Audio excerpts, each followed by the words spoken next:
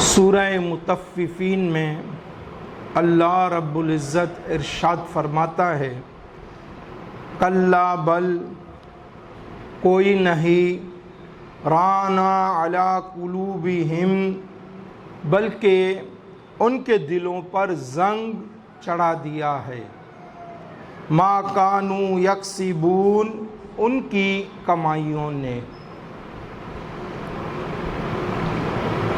قرآن مبارک نازل ہوتا تھا، کفار سنتے نہیں تھے اور کہا کرتے تھے یہ تو قصے کہانیاں ہیں، اور اسی کے جواب میں اللہ رب العزت نے قرآن مجید فرقان حمید میں ارشاد فرمایا، روح البیان میں اسی آیت کی تفسیر کے تحت ہے، یعنی اس سرکش اور گناہ گار کا یہ کہنا غلط ہے کہ قرآن تو سابقہ لوگوں کے قصوں کہانیوں کی بات ہے۔ اس طرح کی باتیں کر کے اس کا اثر اپنے اوپر یہ لوگ نہیں ہونے دیتے۔ تو اصل بات یہ ہے کہ کفر و شرک جیسے برے اعمال کی شامت سے ان کے دل زنگ آلود ہو گئے ہیں اور سیاہ ہو گئے ہیں، اسی وجہ سے وہ حق کو نہیں پہچانتے۔ آیت سے واضح ہوا کہ برے اعمال کی شامت کے سبب انسان کا دل میلا ہو جاتا ہے، گناہ دل کو میلا کرتے ہیں اور گناہوں کی زیادتی کے سبب دل زنگ آلود ہو جاتا ہے۔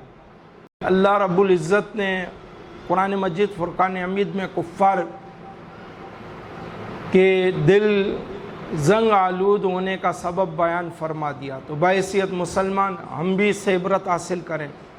دل زنگ آلود ہو جائے تو انسان حق کی راہ چلنے سے محروم ہو جاتا ہے، حق بات قبول کرنے سے محروم رہ جاتا ہے، حق کو ماننے سے گریزاں ہوتا ہے، حق سے بھاگتا ہے۔ لہذا دل کو صاف رکھا جائے، اور دل کو صاف رکھنے کا طریقہ یہ ہے کہ آدمی اپنے آپ کو برے اعمال سے بچائے۔ جامع ترمذی ابواب التفسیر اور حدیث کا نمبر ہے 3334۔ حضرت ابو ہریرہ رضی اللہ تعالی عنہ سے روایت ہے، حبیب الحبیب علیہ الصلوۃ والسلام ارشاد فرماتے ہیں، ان العبد اذا اخطأ خطیئۃ، جب کوئی بندہ گناہ کرتا ہے، نکتت فی قلبہ نکتۃ سوداء، تو اس کے دل پر ایک سیاہ نقطہ پیدا ہو جاتا ہے،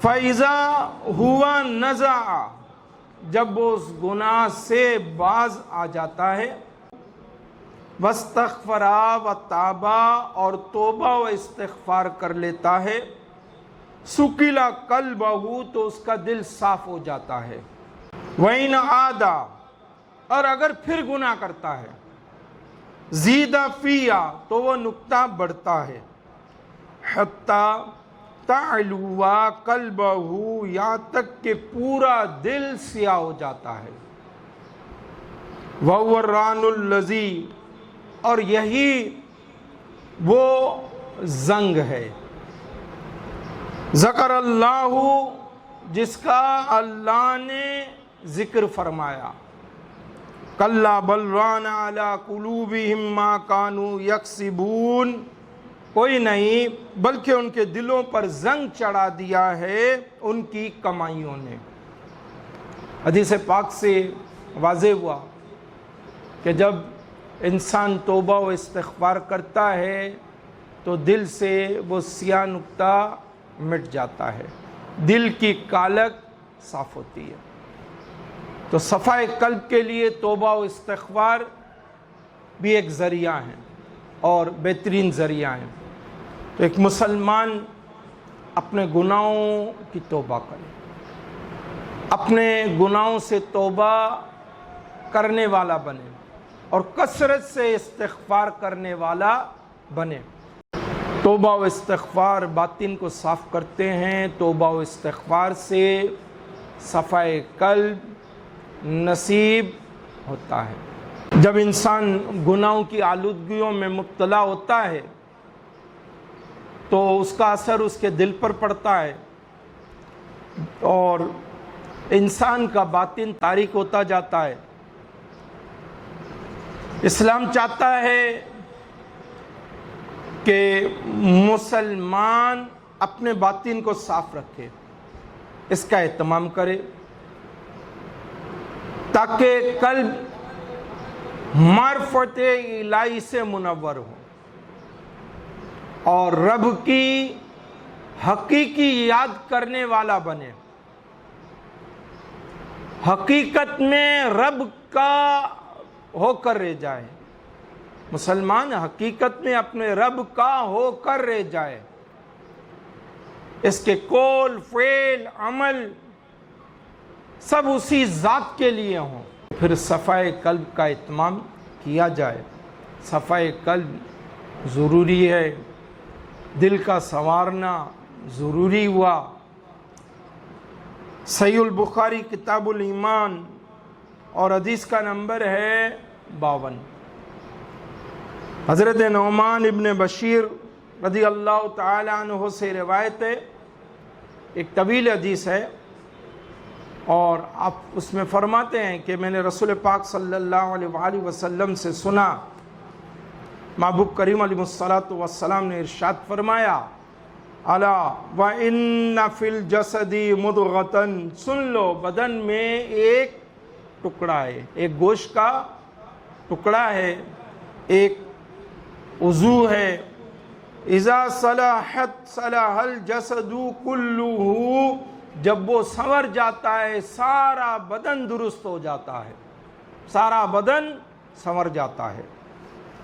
وَإِذَا فَسَدَتْ فَسَدَ الْجَسَدُ كُلُّهُ، جب وہ بگڑتا ہے پورا بدن بگڑتا ہے، جب وہ خراب ہوتا ہے پورا جسم خراب ہوتا ہے۔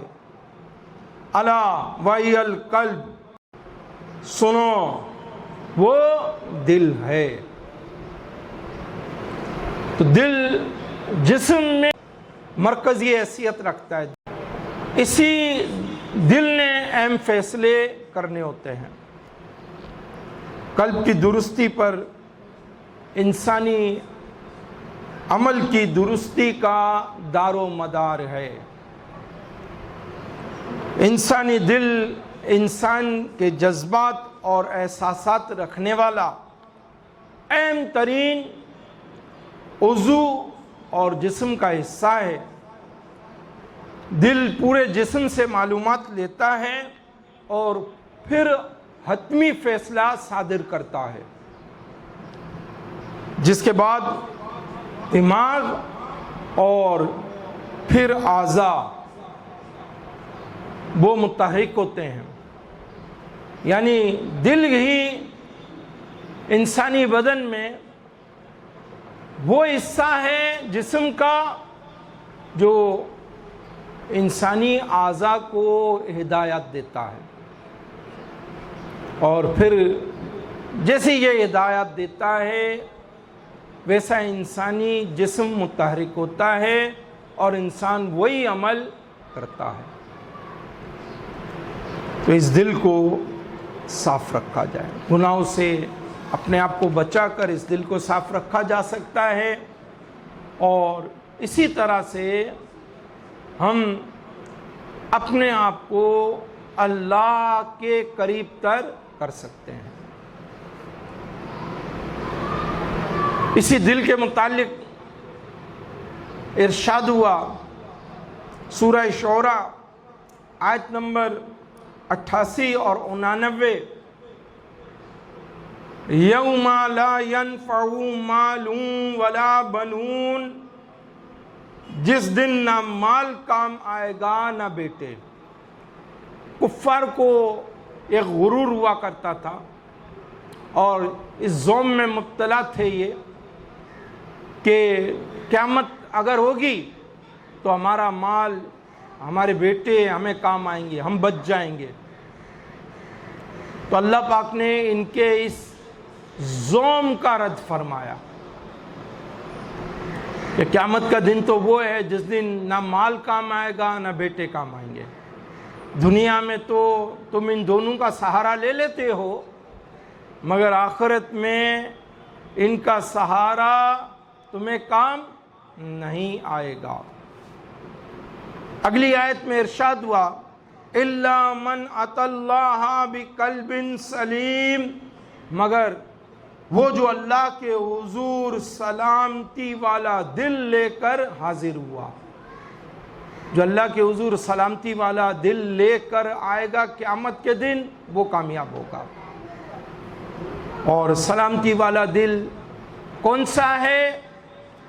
جو بغض سے، نفاق سے، بدظنی سے، بد اخلاقیوں سے پاک ہو، کینہ سے، حسد سے، ریا سے، تکبر سے پاک ہو۔ سلامتی والا دل کون سا ہے؟ وہ دل جو رب کی رضا پر ہمیشہ راضی رہے اور رب کی عطا پر ہمیشہ شاکر رہے، سلامتی والا دل ہے۔ یہ دل سلامتی والا دل ہے اور کل قیامت کے دن کام آئے گا۔ یاد رکھیے کہ کفار کو، مشرکین کو قیامت کے دن نہ ان کا مال کام آئے گا نہ اولاد کام آئے گی، مگر مسلمانوں کو قیامت کے دن ان کا مال بھی کام آئے گا، ان کی اولاد بھی کام آئے گی۔ شرط یہ ہے کہ مال رائے خدا میں خرچ کیا گیا ہو، اللہ اور اس کے رسول کی اطاعت اور فرما برداری میں خرچ کیا گیا ہو، اور اولاد صالح ہو، نیک ہو، تو مسلمان کو اس کا مال بھی کام آئے گا اور اولاد بھی کام آئے گی۔ اللہ چہروں کو نہیں دیکھتا، اللہ جسموں کو نہیں دیکھتا، اللہ تو دلوں کو دیکھتا ہے۔ دلوں کی حقیقت کیا ہے؟ سچائی ہے یا نہیں ہے؟ نیک نیتی ہے یا نہیں ہے؟ اخلاص ہے یا نہیں ہے؟ جیسا کہ صحیح مسلم کی حدیث مبارکہ میں ہے، حدیث کا نمبر ہے 2564۔ حضرت ابو ہریرہ رضی اللہ تعالیٰ عنہ روایت کرتے ہیں کہ مصطفیٰ جان رحمت صلی اللہ علیہ وآلہ وسلم نے ارشاد فرمایا ان اللہ لا ينظر الى اجسادکم، اللہ تعالیٰ تمہارے جسموں کو نہیں دیکھتا، ولا الى صورکم، نہ تمہاری صورتوں کو، ولیکن ينظر الى قلوبکم، لیکن وہ تمہارے دلوں کو دیکھتا ہے۔ وَأَشَارَ بِأَصَابِعِهِ إِلَى صَدْرِي، اور آپ نے اپنی مبارک انگلیوں سے سینے کی طرف اشارہ فرمایا۔ اللہ اس دل کو دیکھتا ہے۔ اللہ تعالی جسموں کو نہیں دیکھتا، صورتوں کو نہیں دیکھتا، جسموں اور صورتوں کو دیکھ کر ثواب نہیں دیتا، جزا نہیں دیتا، اور نہ ہی ان کی وجہ سے اللہ کی خوشنودی حاصل ہوتی ہے، بلکہ جزا تو دل میں موجود اخلاص کی سبب ملتی ہے، اور ان نیک اعمال پر ثواب اور اجر ملتا ہے جنہیں انسان اللہ کے لیے سر انجام دیتا ہے، محبوب کریم کی اطاعت اور فرما برداری کے لیے ادا کرتا ہے۔ حدیث میں یہ بات واضح طور پر بیان کر دی گئی کہ اعمال کی قبولیت کی بنیاد دل کی کیفیت پر ہے۔ عمل چاہے چھوٹا ہو چاہے بڑا ہو، چاہے عبادات کی صورت میں ہوں چاہے اخلاقیات کی صورت میں ہوں یا عادت و ضرورت کی صورت میں ہوں، اگر اخلاص ہے، رضائے الہی کی نیت ہے، رب کی رضا مقصود ہے، تو اللہ ان اعمال کو قبول فرمائے گا، اس پر اجر بھی دے گا اور ثواب بھی عنایت فرمائے گا، ورنہ دوسری صورت میں محرومی ہے۔ ہر مسلمان جسم کے اس خاص حصے کا خیال کرے جسے دل کہتے ہیں، اس کی صفائی کا اہتمام کیا کرے۔ انسان ہے، خطا کا پتلا ہے، خطا ہو جاتی ہے تو وہ ذرائع بھی اختیار کرے کہ اس کی صفائی ہوتی رہے، اور اس کی صفائی کا ایک طریقہ اللہ کے محبوب صلی اللہ علیہ وآلہ وسلم نے ارشاد فرمایا، مشکات المصابیح کتاب الدعوات، حدیث کا نمبر ہے 2286۔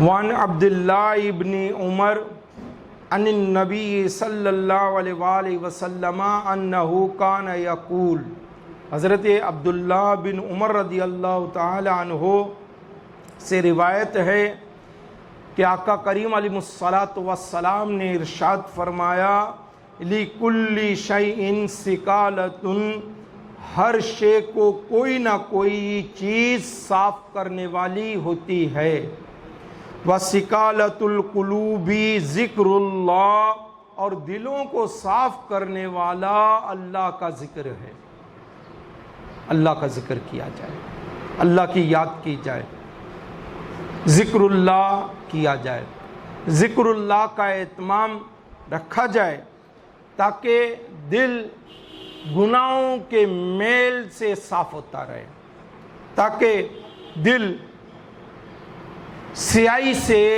بچا رہے، تاکہ دل کی سیاہی دل سے چھٹتی رہے اور گناہوں کا میل اترتا رہے، دل کو صاف رکھا جائے۔ جیسا کہ سنن ابن ماجہ کتاب الزہد اور حدیث کا نمبر ہے 4216،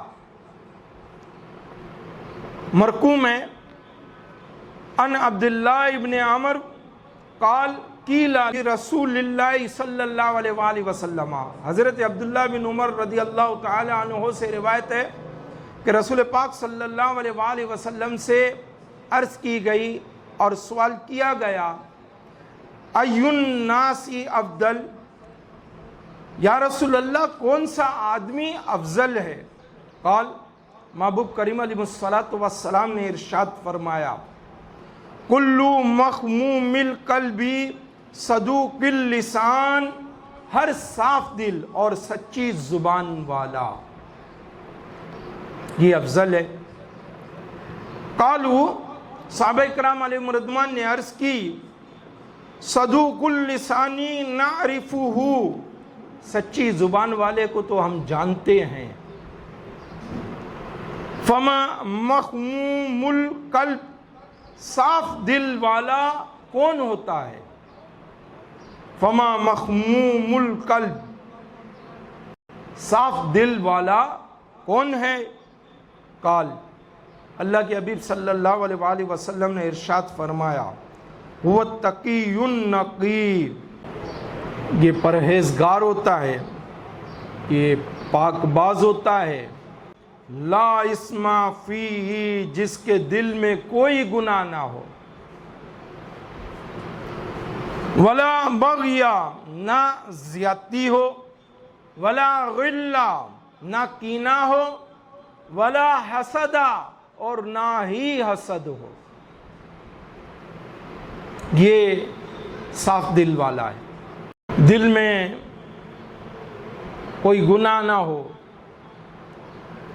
زیادتی نہ ہو، کینہ نہ ہو، حسد نہ ہو، وہ دل صاف ہے۔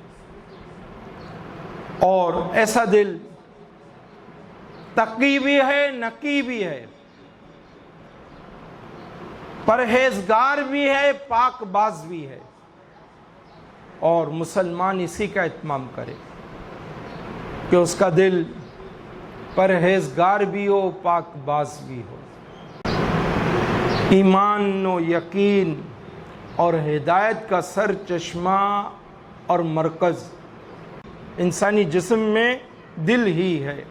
دل کو ہدایت مل جائے تو تمام اعضاء ہدایت ہی کے راستے پر چلتے ہیں۔ دل بہک جائے، بھٹک جائے، گمراہ ہو جائے تو پھر تمام اعضاء بہکتے بھی ہیں، بھٹکتے بھی ہیں اور گمراہی میں مائل بھی ہوتے ہیں، اور پھر یہ بھی صورتیں بنتی ہیں، انسان گناہ کا پتلا بن جاتا ہے، انسان گناہ کا مجسمہ ہو کر رہ جاتا ہے۔ انسان سوچے، بالخصوص مسلمان سمجھے۔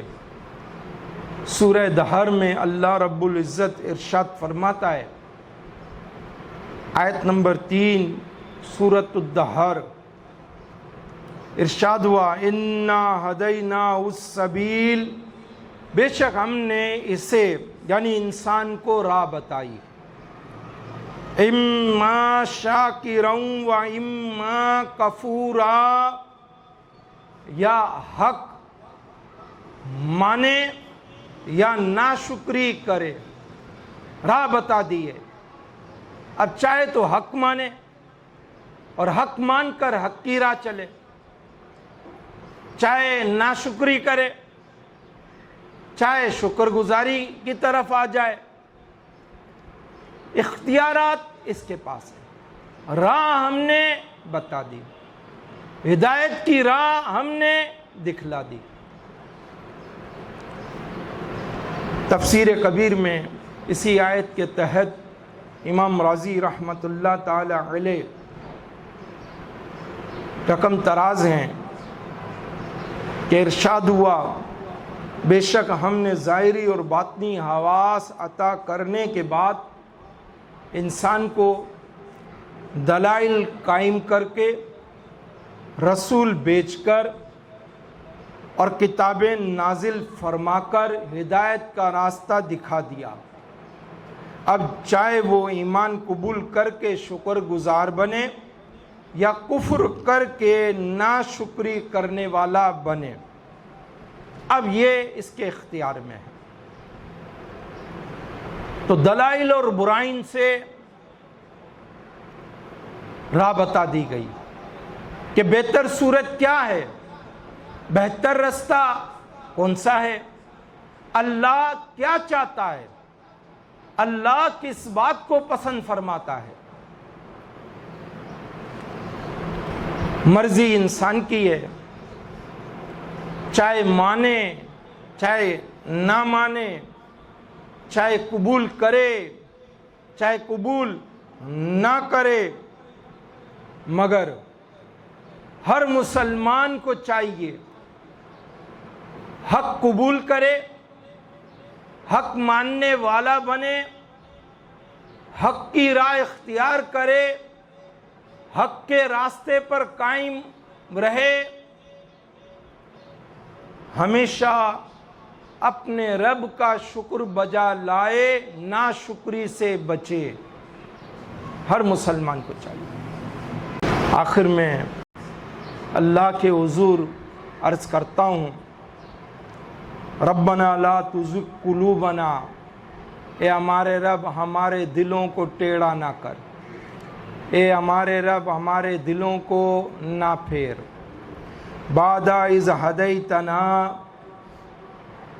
بعد اس کے کہ تو نے ہمیں ہدایت عطا فرما دی، وَهَبْ لَنَا مِن لَّدُنْكَ رَحْمَةً، اور ہمیں اپنے پاس سے رحمت عطا فرما، اِنَّكَ أَنْتَ الْوَهَّابُ، بے شک تو بڑا دینے والا ہے۔